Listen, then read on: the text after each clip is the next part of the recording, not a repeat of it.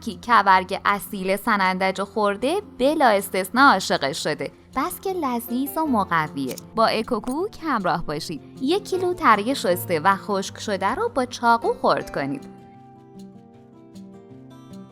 1 عدد پیاز خرد شده رو داخل قابلمه تفت بدید.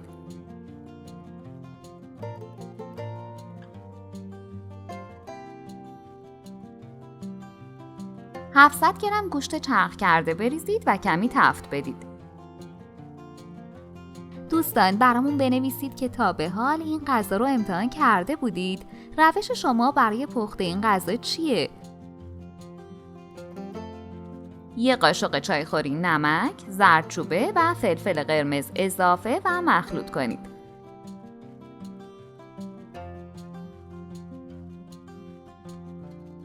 تره ها رو اضافه و ترکیب کنید. عزیزان باعث افتخار ماست که عضوی از کانال ما باشید و دکمه سابسکرایب رو بزنید.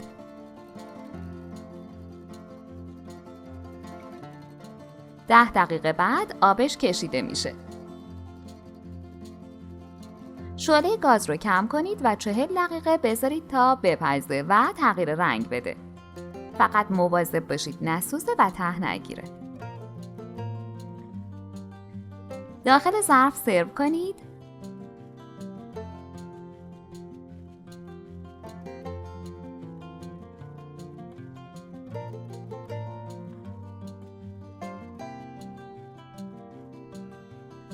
با گوجه و خیارشور هم تزیینش کنید.